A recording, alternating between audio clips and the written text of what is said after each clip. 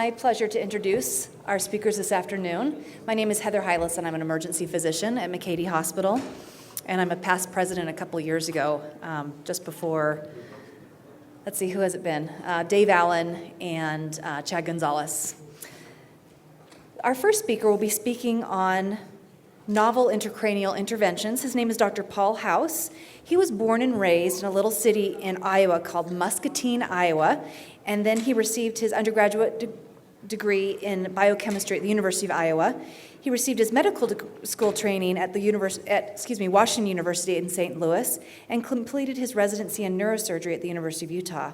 He then pursued his fellowship in functional neurosurgery at the University of California at San Francisco, while his wife worked on her PhD in neurobiology at Stanford. He is currently a faculty member of the Department of Neurosurgery at the University of Utah and a practicing neurosurgeon. He specializes in functional neurosurgery, and we'll be hearing a little bit more about that in just a minute. He directs the Surgical Movement Disorders Program as well as the Surgical Epilepsy Program there at the University of Utah. His clinical practice includes the development of the DeepBrain Stimulation program that is consistently in the top 20 in the country in terms of surgical volume. He pursues research interests focused on novel brain electrical interface devices, techniques, and signal interpretation. So please help me in welcoming Dr. House.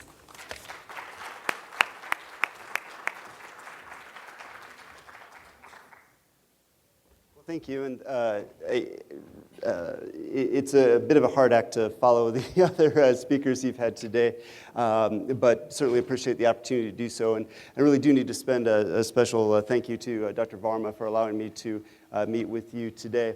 It's a little hard to figure out my role right after lunch, especially with all the competing things going. So do feel free to get up and down as necessary in the post-lunch hour, but hopefully this will be somewhat entertaining for you. As mentioned, Dr. Varma had asked me to kind of speak broadly about some novel intracranial interventions because most of what I do, while well established, just hasn't been around for decades. And so some of this may hopefully still be novel to some in the audience. In terms of disclosures, I don't have any disclosures with this. We are now participating with the Boston Scientific new DeepBrain Stimulation trial, but there's no direct financial support other than the trial itself.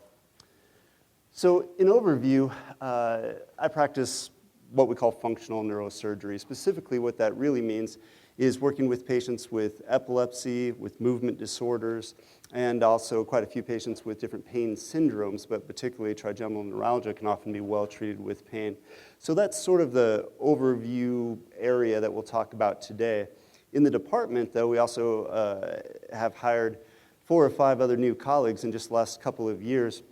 And some of the most innovative work now is being done in endovascular techniques to treat sometimes untreatable lesions. And so we'll get to touch on those if time permits. Okay, so first let's talk about surgical therapy for epilepsy. The key ideas are this. Surgery can often improve or frankly eliminate seizures even when medications cannot. And I think this is still a novel concept to a lot of the general public, despite the fact that surgery for epilepsy has been done for well over 100 years. Formal evaluation for surgery should be considered if seizures continue despite medications. Now, as we all know, there's a host of new anti-epileptics that come out every year. And frankly, we're now at a stage where trying even every single medication sequentially would be nearly a lifetime of medical trials. So when do you consider evaluation for surgical therapy? And we'll get into that a little bit. And then certainly want to let you know that there's a wide variety of research taking place at the university, and I'll touch on some of the research that I'm leading to learn more about focal epilepsy and what can be done about that. So what are the general indications for surgical evaluation? Well, continued seizures despite medications. It sounds pretty simple, but practically what does that mean? At a bare minimum, we require that patients have been on at least 2 classes of anti-epileptics at therapeutic levels. So those drugs that we are able to check levels on, we need to make sure they were within the therapeutic windows.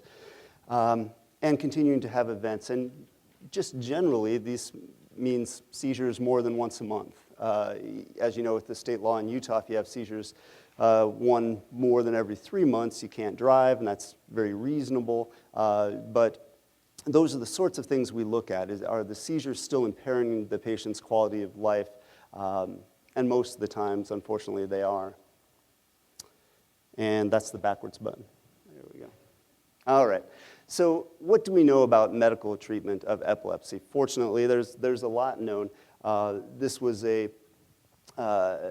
large trial that was published now, I guess 14 years ago. It was 2000. It just doesn't quite seem like that. But what we know is that most patients with new epilepsy can be well controlled with medical therapy. It usually can work well. However, first drug monotherapy alone can control the seizures in just about half of patients. Once you need to escalate from that point, the success rate goes down very, very rapidly.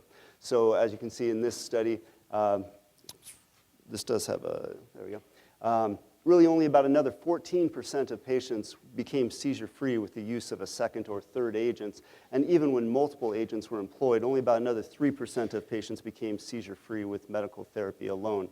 So while the expectation should be that most new onset epilepsy can be controlled with medications, there remains a significant portion of patients whose seizures are not well controlled. And this remains true with third-generation antiepileptics, with fourth-generation antiepileptics, with phenobarbital. So despite the fact that the new medications are far safer, and there's no question about that, they are not more efficacious in general. Well, one reason to get evaluation for surgery is that new epilepsy, especially in an adult, can be a sign of structural change. And we're all biased, of course, by what we see every day, but we still see patients come in. This is an example of a cavernous malformation, has likely been there for a long time, but the patient's had seizures for years and years and years. And what we know is that if we take this out after 1 or 2 events, they're almost always seizure-free, whereas if we take this out after years of epilepsy, a cure is much harder to render. So that's just another reason to consider early evaluation. So what do we do? Again, this is a bit awkward following our last talk because we are the expensive 1%. There is no question that everything I'm about to talk about is at the edge of that 1% in terms of cost. But I would be happy if there's time permitting afterwards to go through the medical economics of what we do, because I would say another reason that it's a pleasure to be able to discuss these topics are that there's very good indications and there's very good outcome data for almost all the surgeries you're going to hear about today. But the first thing we do is an extensive history and physical exam, just based on seizure semiology, where are they likely coming from. That's highly important. We then do high-resolution structural imaging. We do have a very good radiology group where we've developed some optimized sequences to help us see very common causes of epilepsy. Video EEG monitoring then really becomes the core next test. And of course, this requires admission to the hospital, reduction in the patient's medication so that we can capture multiple events. In general, we'd like to see 3 to 5 new onset, not new onset, but separate seizures that don't closely follow one another so that the site of onset is likely the natural site. All of our patients prior to surgery get detailed neuropsychological testing, figure out relative cognitive strengths and weaknesses. If it comes to temporal lobe surgery, we still perform WADA testing or intracarotid amobarbital, where you put half the brain to sleep at a time to help ensure there's good functional reserve with the other temporal lobe. And then we have a host of new functional imaging studies. I think everyone's fairly familiar with the use of functional MRI to determine, for example, motor territory in the brain, sensory cortex, language cortices. We also now are embarking on resting state functional MRI. This is led by a neuroradiologist named Jeff Anderson in our group. And this really involves the patient simply laying there and looking at very low frequency oscillations across large areas of cortices, and now defining what's normal and what might be abnormal networks. So we're no longer limited to just the simple boxcar studies where you move your hand once, stop moving, move it, stop moving. So even within an fMRI, there's certainly new techniques coming down the road. These are examples of nuclear medicine imaging studies with PET imaging. We often will see areas of hypometabolism, especially in the temporal lobe, if that area is involved with seizures. Ictal SPECT imaging is a much more in-depth and difficult technique to pull off, where during a video EEG monitoring session, when the patient has a seizure, they need to get the radionucleotide injected as quickly as possible, but frankly within seconds is the only way it works. So you really have to have a dedicated radiation safety trained person in the room to deliver the drug. But what it can do at times is to very well localize the ictal activity. It's essentially a blood flow measurement, but sometimes this can really help hone in where we need to look harder for seizures. So these are an example of, again, the expensive 1% studies that we do to try to hone in on these. One of the reasons I went into this area of neurosurgery, frankly, is just learning more about the brain. I think that's why a lot of us went into neurology and neurosurgery, and we really do get a window to the brain with these operations. And this has historically been true. Most of what we learned about primary layout of the brain, primary functional cortex, came even from early turn of the century operations. So to discuss the surgical therapies, we really divided up into curative procedures versus palliative surgery. So in the best case scenario for curative surgeries, there's a single area that's causing the seizures, and it can be removed safely. We also have a host of palliative surgeries as well, though, that, again, many of these are somewhat older operations and not that well understood or that well discussed in medical school currently, but are actually still very useful. So, for example, Corpus Callasotomies can well treat drop attacks. Rasmussen's encephalitis can be treated with hemispherectomy. And then there's newer devices that are palliative but also very useful. The responsive neurostimulation system was just FDA approved this year, so that's just coming online. And vagus nerve stimulation is very well established, and we'll get into those. So first, let's talk about a curative surgery, and this is the best studied syndrome of epilepsy, or mesial temporal lobe epilepsy. So what do we know about that? We know that patients have very stereotypical, complex partial seizures. These are the classic ones where you get an epigastric aura, maybe a sense of fear, and then the seizure spreads from there. If it's a left side, patients will very often have language dysfunction right away. And then these can generalize. So there's very classic aura to it. There's classic EEG findings associated with that. And in the best case scenario, we'll actually see mesial temporal sclerosis. So in this example, one of the hippocampus on the left brain is much smaller than on the right. It's become scarred down. The ventricle on that side is slightly larger. And with very high resolution imaging, you can see that the internal architecture is actually abnormal on that side involved. So if you have all of those lines of evidence, we know that patients do well. Historically, that's been true for a long time. We've known that. But again, what's nice is that this is something that's been subjected to a large phase 1 study. I think as was mentioned with one of the prostate sentinel studies, this was performed by a Canadian group because patients who were found to have mesial temporal sclerosis then went on the waiting list for surgery, and the typical waiting list was up to a year. So the patients were simply randomized to get surgery right away or to wait their normal turn in line and see what happens. The surgeries that were performed were all very stereotypical. The goals are to remove the entorhinal cortex, the hippocampus itself, the amygdala, and they performed what's called a traditional temporal lobectomy, where in fact the anterior third of the temporal lobe, this is a bottom-up view of the brain, the anterior third of the temporal lobe was also removed. Well, of course, there are some risks to this, or visual field cut, verbal memory decline. Of course, even a stroke can happen if you're touching the brain. But these risks have been well understood from decades of this operation being performed. As you know, most things fall apart when you subject them to a randomized, placebo-controlled trial, right? And that's what was done with this study. However, the results really did bear out the historical cure rate of about 60%. So this is a graph of what happened to the patients. On the left, these were the patients who were treated medically, essentially just put into the normal queue. And these were the patients who were bumped up and got their surgery right away. This red indicates the patients were having more than 5 seizures, complicating awareness per month, or often generalized. So as expected, over time, the medical group in that first year, not much changed. Now, they were allowed to change medications during this time, optimize medications, add multiple agents. They weren't just restricted to being on the same drugs. However, even with the best new therapies tried, things just didn't really change much. And again, that's as you would expect. That's how these patients were selected. But then in the surgery group, what you see is now about 2/3 of patients have had no seizures and no auras. So we would call that, it's an Engel Class 1 outcome, or the best, where they're still on medications, and only about 1/3 of these patients will go on to get off of medications entirely.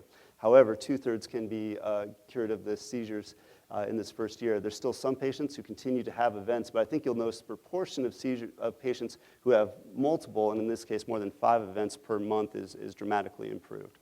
So again, Class 1 evidence, we can talk about the costs, we can talk about the risks and benefits to the individual patients and to society as a whole. But again, this is one of the best studied, best understood surgical therapies for epilepsy. So that's kind of boring, right, because it's well understood and it's been around for a long time. So let's talk about neocortical epilepsy, or these are seizures that are coming from other parts of the neocortex and not the mesial temporal lobe, not the hippocampus, not the amygdala. And of course, the types of seizures that you see from other parts of the brain are extremely variable. You may have occipital lobe epilepsy, where the only thing you notice is visual disturbance. It may affect a hand, may get sensory motor, speech changes. And some of the changes, especially in frontal lobe epilepsy, look very volitional. They look like pseudo-seizures. Patients become very violent and can have a lot of postictal confusion. So these can be very difficult to sort out. And again, at some level, that makes them more interesting to try to advance our abilities with. These patients nearly always require intensive evaluation and often invasive mapping. So we'll talk about that a bit, since that's where I come in. This is an example of sort of a standard invasive mapping procedure. This is excuse me. So this is the right side. This is the frontal lobe exposed. This is parts of the temporal lobe. And this is a case similar to what I showed you with the PET imaging, where all of the data suggested that the seizures were coming from the right frontal lobe, but we needed to cover a broad area because there were no MRI abnormalities in that case. And this is just sort of an X-ray of what you'd see, and we put other strips of electrodes far-reaching around other parts of the brain to make sure that we're going to make correct decisions. So why go through all this? Well, the surgical outcomes can be very good if a single lesion is identified, even retrospectively. So if we go take out a single area that was identified based on essentially this invasive video EEG monitoring. What I didn't mention is after these electrodes are placed, the patients are in the hospital generally for about a week while we taper their medications, allow them to have multiple seizures. Of course, the only thing coming out are the wires at that point. The patients are awake and alert throughout all of that.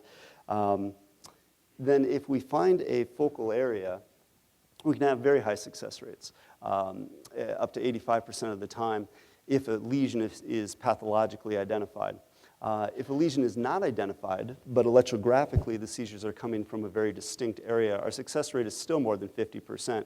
And again, remember, this is success meaning seizure freedom, not an improvement. And oftentimes, when you read the drug studies versus the surgical studies, you have to keep this in mind. Oftentimes, if you get a 30% improvement in seizures, that's what they call success to then separate these groups. What I'm going to refer to as cure, okay? And again, some of the other things we discussed, such as SPECT imaging or magnetoencephalography, can really help us hone in and decide which patients should go through this more intensive evaluation. So just to show you a couple of examples, we had a functioning magnetoencephalography program for a while, and it's not active at the moment, unfortunately, but this is an example of the magnetoencephalography suggested a very focal area of interictal abnormalities. So in between the seizures, there was still a focus of abnormal magnetic activity reflecting the abnormal electrical activity. But the MRI was normal, even when done with a very high resolution. it seemed like these were frontal lobe seizures by semiology, but we're certainly not going to subject the patient to a large craniotomy sort of as an exploratory maneuver. So we'll subject them to a small craniotomy as an exploratory maneuver.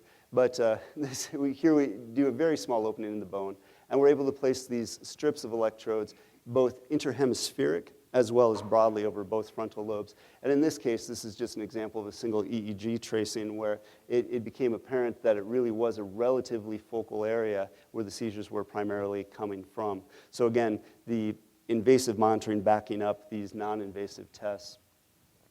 This was another example. On the left is an example of the MRI that was performed before the MEG. So this is an SPGR type image, and all of the little spikes here are three-dimensionally reconstructed off of the MEG machine to say where those abnormal spikes were coming from.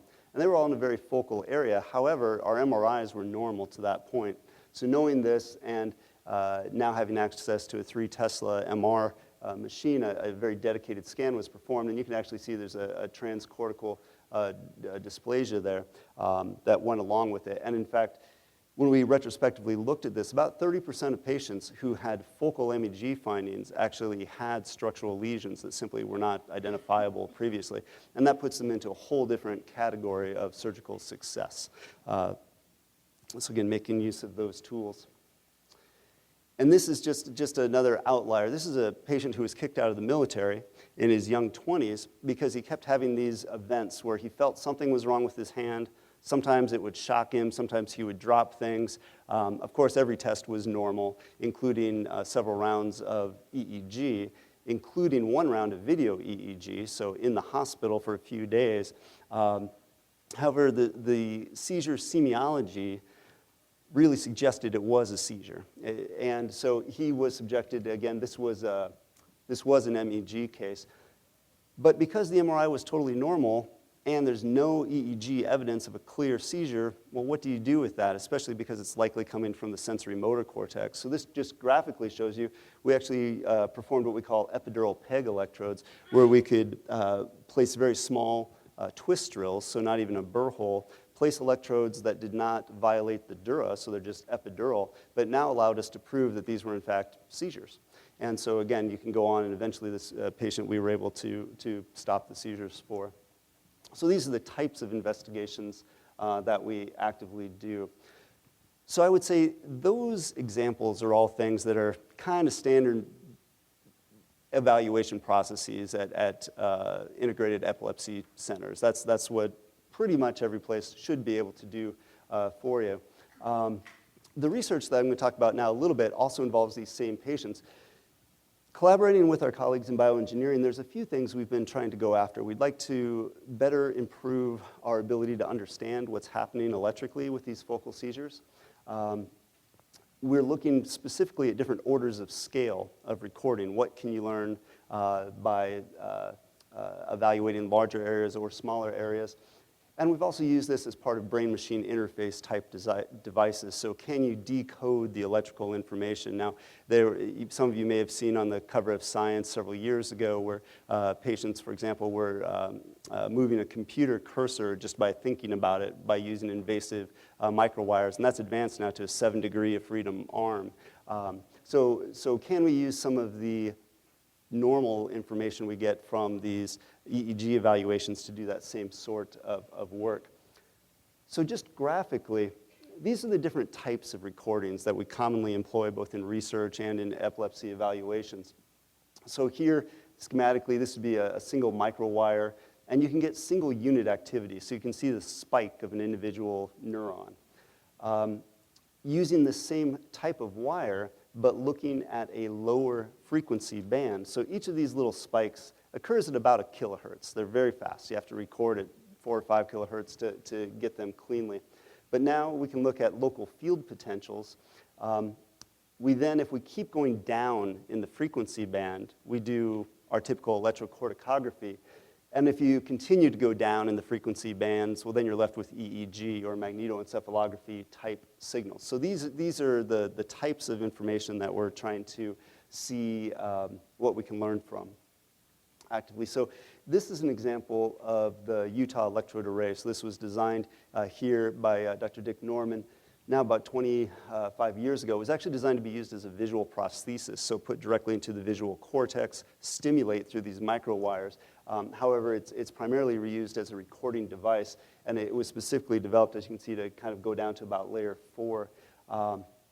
This is the one that was on the cover of Science. It's part of a BrainGate trial, and there's still some ongoing trials of putting this directly in somatosensory cortex of patients who've been paralyzed to now control, paralyzed by high spinal cord injury, to now control external devices.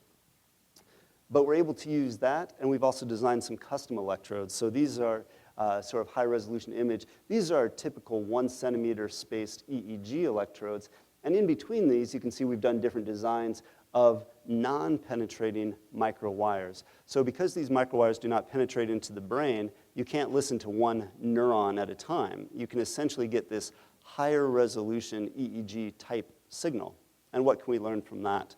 So these are just the types of investigations. And of course, then we can compare these things head to head, where we're looking at standard intracranial electrodes, these non-penetrating microwires, and then the penetrating microwires. And these types of comparisons just really haven't been done. So that's the research. Well, we can say lots of things about that. I mean, what sorts of frequency bands do you see over different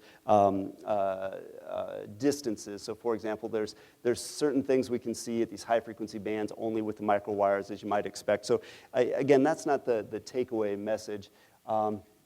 The takeaway message is we start learning new things that we didn't expect, and we hope will be fruitful areas for further research.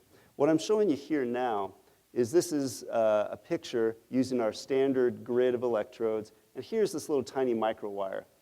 What we're showing you up top on these raster plots is a graph of all 96 electrodes. And this is just a voltage map movie of what's happening with each electrode.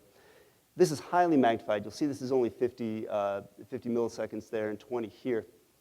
So this is an interictal spike. So this is not a seizure. The patient's just there. And in between the seizures, there's evidence of abnormal electrical activity that we refer to as an interictal spike. On a normal EEG, it would look like a straight up and down spike. But when we highly magnify it like this, we can create this information, go back over time. Well, it turns out these waves that you see propagating through the device, I'm sorry, that movie's, well, these are very slow movies. But as you can see, these waves propagating through, what you can then go back and recreate and just look at the directionality of each of these interictal spikes. And it turns out when you do that, oh, thank you, but we're okay. It turns out when you do that for these two patients, the directionality is extremely consistent. So each interictal spike was coming through the same direction. Now, we collaborated with some colleagues at Columbia University. We've done this on 5 other of their patients. So really, can we use this tiny 4 millimeter microelectrode array to be a signpost, to point us in the right direction of where the seizures are coming from and avoid some of these big operations? Can't tell you the answer is yes right now, but this is the type of information that we're able to now build on that we simply didn't have access to in the past. All right, so any questions about that? Obviously, that's sort of our the things that we care a lot about, that research. So let's move on to palliative surgery now, and this includes vagus nerve stimulation, responsive stimulation, callosotomy, hemispherectomy.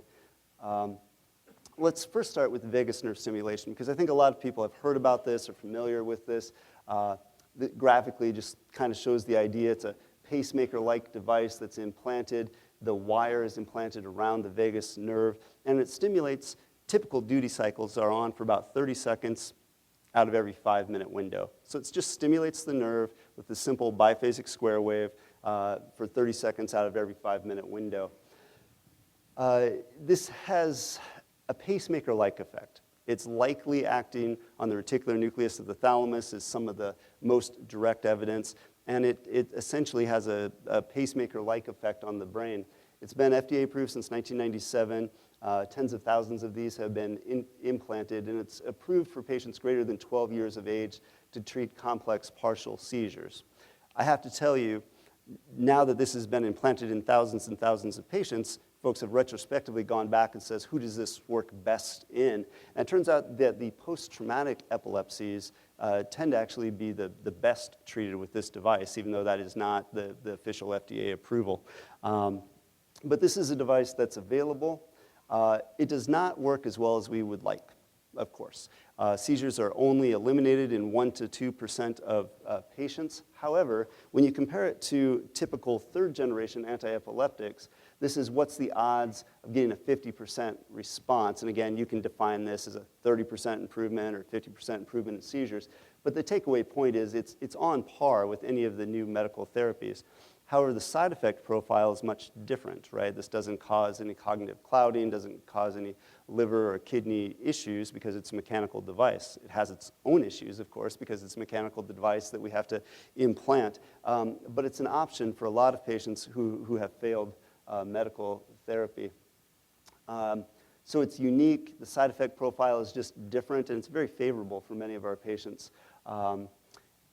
You know, again, my bully pulpit on this would be that VNS should only be used after an evaluation for cortical or resective epilepsy surgery has really been undertaken at a dedicated center.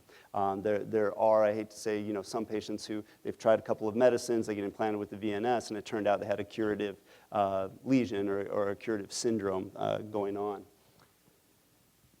Well, this is also an older operation to talk about, or Corpus Callasotomy. This still has a place, in my opinion, especially in the situation of drop attacks. So these are seizures where patients will continuously just land directly on their face, and they're awful. They happen very frequently. For some patients, it can be tens of times per week, where they'll just be going along and they get lots of fractures and other injuries associated with that. The operation does, as the name implies, involve cutting the corpus callosum, about the anterior 2/3 of the corpus callosum. And whenever you're talking about anything that large, of course, there's a lot of trepidation. But I just want you to at least have heard that this exists, because it is an option for some patients, especially for some very refractory patients. There's a lot of things in development. Deep brain stimulation, responsive neurostimulation, laser ablation. So this is out of Case Western. And Emory has a few good publications about this as well, but this is real time in the MRI scanner. The patients there, you can see the hippocampus, and through a 3mm twist drill, you can place a very fine laser probe. The laser thermography is then done, and what that does is essentially show us temperature through the MRI imaging in real time, so that you can heat up the laser and then ablate this tissue that we just talked about, the amygdala and the hippocampus, without doing an open operation. So for mesial temporal sclerosis, there's now studies underway of using this laser. You do need certain equipment. We now have intraoperative MRIs available at the university, and this is one of the things you can do with that setting. So again, extremely expensive technology, much less invasive for the patients, and likely just as, you know, hopefully better outcomes, especially in terms of cognition.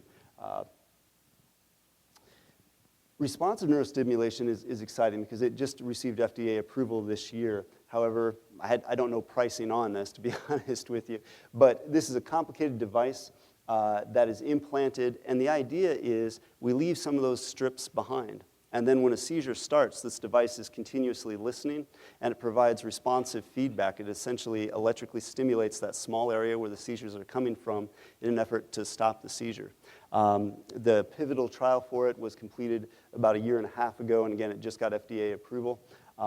It is more invasive, as opposed to being a little pacemaker-like device. This battery and computer unit, you actually remove a section of the skull so that it can sit right there without being I guess, obvious, but it is a more invasive procedure, but it's going to find its place as a treatment for some of these very refractory patients. Deep brain stimulation is another technique that has recently been tried and did have a couple of large studies for it. This is an example of stimulation of the anterior nucleus of the thalamus that I was able to participate in this trial. 110 patients were randomized, and then after the device was implanted, there was a blinding phase where they were not stimulated and the other group was stimulated, and then over time they were both turned on. It's sort of how it was set up. And this is the takeaway message from that. This is a slide showing you the change in seizures over time.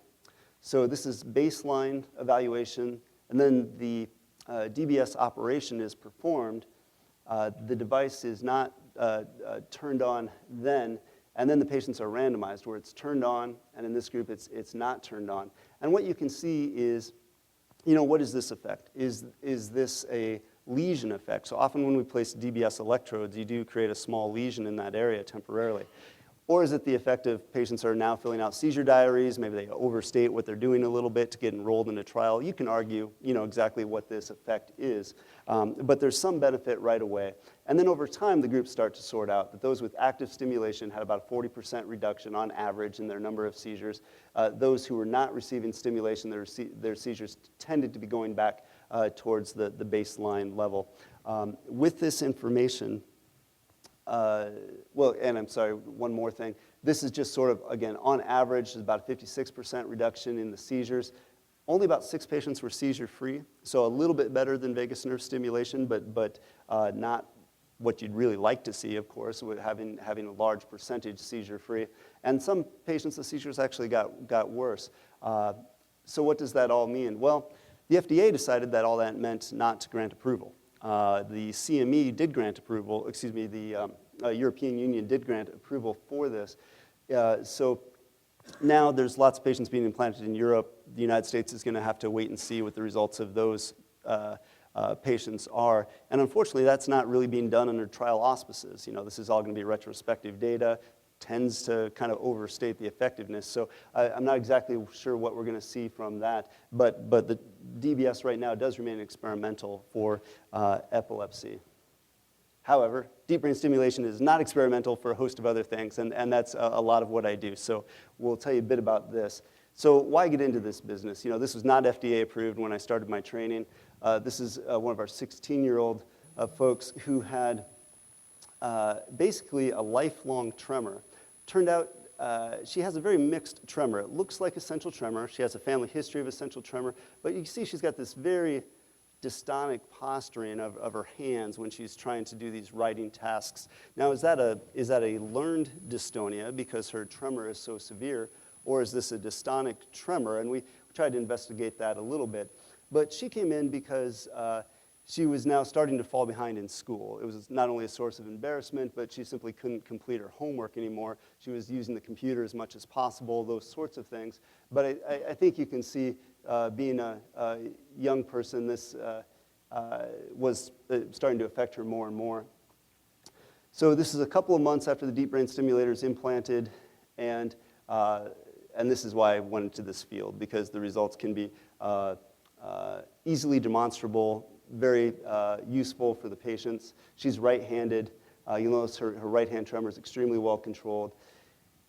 She still has some left-hand tremor here, but especially doing bimanual tasks, she was much better off. And this device had only been turned on once. It hadn't been sort of fine-tuned yet. So these are our initial results. So again, now we'll talk a bit more about deep brain stimulation. Just to show you for one second, her script is actually markedly better. And over time, it turned out her dystonic posturing became much less pronounced. So it probably really was just an essential tremor affecting her at a very young age. So currently, deep brain stimulation is FDA approved to treat Parkinson's disease, essential tremor, dystonia, and OCD under certain regulations. It's still experimental in the things you hear about on the news. So depression, Tourette's syndrome, brain injury, minimally conscious state, all those are purely experimental at this point. Deep brain stimulation was really developed in the 1980s as a way to eliminate our lesioning surgery. So we would stereotactically place a probe, create a lesion to help with tremor especially. It was really first used in France, but it gained FDA approval in 1997. It then got FDA approval for Parkinson's in 2002, and it recently obtained FDA approval simply for quality of life in Parkinson's, not only just based on the tremor rating scales. There's been more than 100,000 of these implanted worldwide. And when we're thinking about America's role, beginning in about 2000, there were more DBS per year implanted in America than in France, where this was developed, because of the central regulation of the system. So are we spending too much money, or are they not allowing their patients access to the technology they developed? Again, you can argue these points. This is not to hurt your brain, but just to remind everyone that we know that in Parkinson's disease, the loss of the substantia nigra output tends to result in overactivity of the subthalamic nucleus and overactivity in the internal segment of the globus pallidus. The net effect of this is decreased cortical output to your motor system. One reason I like to show this, though, is this is how we always looked at it in the textbooks. And I'm a surgeon. So for those who are interested, this Brain Museum organization has brains on tens of thousands of animals. So especially if you want to go see how we compare to dolphins, you can do it right there, or other animals that may have language, for example. But my point is, this is the subthalamic nucleus. So it's only about 3 millimeters wide, about 5 to 6 millimeters in height. So it's a very small target. The same with the internal segment of the globus pallidus. We have about a 2 millimeter room for error there. And the same with the thalamus. So even though we draw these nice box diagrams surgically, this is still a very small target that we're going after. So what are the indications for DBS surgery in Parkinson's disease? Well, we require that patients have at least a 5-year diagnosis of Parkinson's, so that we're not implanting patients with, for example, progressive supranuclear palsy. We know that patients need to have a good response to dopaminergic medications. In general, we require independent verification that their motor symptoms get at least 30% better when they take their medicines than when they do not. And there needs to be complications of medical therapy. So for example, they need to now be taking their medicines every 3 or 4 hours and having fluctuations, or have developed side effects such as dyskinesias, because those are the things that deep brain stimulation can help with a lot. I'll tell you, the thing I'm proudest about with my job is we set up this team now about 7 years ago, so that every patient we've ever implanted has undergone this multidisciplinary evaluation. So this includes our neurologist, this includes our neuropsychiatrist, our physical therapist, and John Steffens was the neurologist who helped initially set all this up for us. So the idea is to place an electrode into one of these small targets that we just talked about. And why do that? Well, another nice thing about this is deep brain stimulation's been subjected to about 5 class 1 studies, so placebo-controlled just by turning the device on or off studies. And even before the last 3 of those studies came out, this meta-analysis already involves more than 900 patients. These patients have all had Parkinson's for on average 14 years, and they're a Hoehn-Yahr stage of 4. What that means is that they already have bilateral involvement, and at the best time of the day, they can still ambulate, even if they're non-ambulatory for much of the day. The only thing worse than this is a stage 5 where they're bedridden. Okay, so these are advanced Parkinson's patients. Despite that, the average patient gets about a 70% reduction in the amount of off time. So that translates to about 6 hours a day for most patients. So not a full day, but that's time where they're now no longer limited by dyskinesias, or they're no longer limited by the shuffling gait being off of their medications. So again, very significant improvement. This helps with all of the cardinal features of Parkinson's disease, so tremor, rigidity, bradykinesia, and dyskinesias can be dramatically reduced. In fact, most patients, we can eliminate the dyskinesias for a few years when we first put this device in place. So I would argue this is a profound improvement that's sometimes hard to capture. But this is one of our patients. This gentleman's actually pretty young. He's only in his late 50s. He appears a bit more aged than that. This is him off of his medications. Sorry, the video must be slowing the computer down a little bit. His movements are slow, but not this slow. But we'll let this play for just a minute because I think it makes a couple of points. There we go. He's supposed to be raising his foot about 6 inches off the ground, doing a tapping exercise. Same on the left. And you see he has a breakdown both in amplitude in movement and in the rhythmicity of his movement. He can barely do that for more than a couple of seconds. And here, this is a stand and walk test, so he's just instructed to stand up, walk, it's a time test, and he's simply unable to ambulate on his own. So again, this is him after deep brain stimulation. So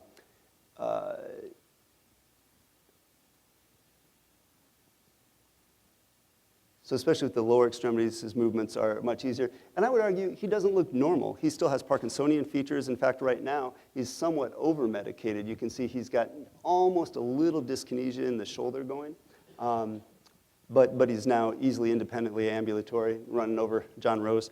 But anyway, so this is why we offer deep brain stimulation. Deep brain stimulation for essential tremor. This is a parasagittal atlas. These are 1 centimeter blocks. So here's the subthalamic nucleus to make it look big now. And for essential tremor, we're trying to implant into the VIM nucleus of the thalamus. It's sort of the cerebellar receiving area in the thalamus. This is the part that scares everybody, right? So how do we do that? We do this using a stereotactic frame, and it looks barbaric, and I understand that. So it's because we need to be very accurate. I just wanted to show you for a second. This is an example of what happens intraoperatively. When we place the frame, the patients are sedated. We give them a lot of local anesthetic. So most patients tolerate this very well. And this is a patient whose dominant hand tremor was actually much worse than the tremor you see on her left hand right now. But we've just placed the lead and are just doing some very quick testing. So you see we've already got very good tremor control just with lead placement on the right. But you'll see intermittently she's at least smiling. And so we certainly understand that this looks intimidating to patients, but frankly, we can get them through it very well. So who do we help with essential tremor? Well, we require a diagnosis usually by a couple of independent neurologists. We need to know that regular medical therapy is not helping their tremor enough, and they have to be healthy enough to undergo surgery. But do keep in mind, while there's a variety of medications, only topiramate actually carries FDA approval primarily to be used for tremor. And their success was a 30% improvement in tremor. With deep brain stimulation, we call anything less than a 70% improvement a failure. So again, it's just an apples to oranges comparison, and that is the sales pitch, is simply that it works better. So we expect very good tremor control in most all patients. Tremor control can wane over time in a subset of patients. And we still are able to offer thalamotomy if deep brain stimulation isn't a good option. So for patients who can't come back for programming of the device, for example, we still have that as an option. But we know that DBS has been compared directly to thalamotomy, and it's simply better for tremor control. And we'll show, this is the last video. This patient's writing, for example, doesn't look too bad. You know, she can still sign checks, she can still do basic things. But for her, the big effect, you'll see in a moment here, is doing bimanual tasks. So for example, she can't cook anymore. This is an older patient. You can argue about how much should we expend on the care of these patients. Well, the other hard part, of course, is she's the primary caregiver for her ill husband. And she can't cook anymore. She can't help him with his buttons and that sort of thing.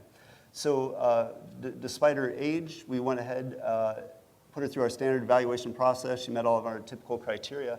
And we went ahead with deep brain stimulation on both sides of the brain. And I think you'll see in a second here, this is really the sort of result that helps. Now here she's cheating. She's so used to having to cheat so that the tremor isn't too bad. But when we make her do it in the more difficult posture, she can cook again, she can take care of her husband. So these are the sorts of things that we do. That's interesting. Well, anyway, there you go. And then for just a couple quick minutes, because Dr. Varma had asked me to touch on this, I also treat trigeminal neuralgia. And for those of you who aren't real familiar with this can be seen by a lot of primary care doctors as well as neurologists, where patients get severe lancinating bouts of pain in the division of the trigeminal nerve. And the pain is often brought about by simply touching the face, wind blowing across their face. We get a lot of Wyoming patients, as you can imagine. It usually responds well to anticonvulsant therapy. And again, the vast majority of patients, about 90%, can be well treated, especially with carbamazepine. However, there are a group of patients who still become very refractory to this. They can't brush their teeth, they can't shave. So what do we have? You know, this is an operation that has been around for about 50 years, but it was popularized in the 1970s by Peter Janetta, called microvascular decompression, where we perform a very small craniotomy. It's only about 2 centimeters in size, right behind the ears. You'll see where the little burr hole cover is. And the idea is to separate a vessel that may be impinging on the nerve root entry zone. So again, it is brain surgery, but it's pretty small, and most patients, 15 years after this operation, 75% of patients still don't require any medications and aren't having any bouts of pain. So again, compared to medical therapy, it's just more successful. If that doesn't work, we have other options, and these are for especially our 80-year-old patients who haven't eaten for a week because the pain is so bad. We can, with a single needle, go through the foramen ovale, and here they're using a thermocoagulation tip. We can inject glycerol, we can blow up a small balloon to physically compress the nerve, but most patients are out of pain that day or the next day, and most patients actually get off their medications after this. So again, this is a quick, fast procedure that just not a lot of people have heard about, but we're able to offer this. So I'm actually going to leave it there, especially with, there's going to be other talks on stroke today. I will say, these new devices that some of you may or may not have heard about, these stents, for example, we can take these very large aneurysms that were simply untreatable in the past and essentially almost reconstruct the vessel now, but all without a craniotomy. And that's simply a new remarkable change with these very large aneurysms that simply weren't able to take care of before. And then, Jen, are you going to talk about thrombectomy at all? Or? Okay, I'll let you go through not aneurysms. Well, anyway, so we'll just leave it there. But I thank you for your attention, and certainly happy to answer any questions either now or later. So thank you much.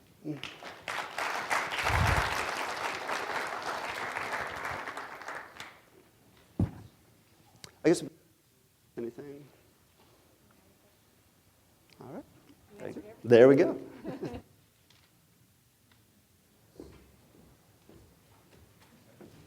Thank you so much, Dr. House, for that fascinating lecture. We've got about 5 minutes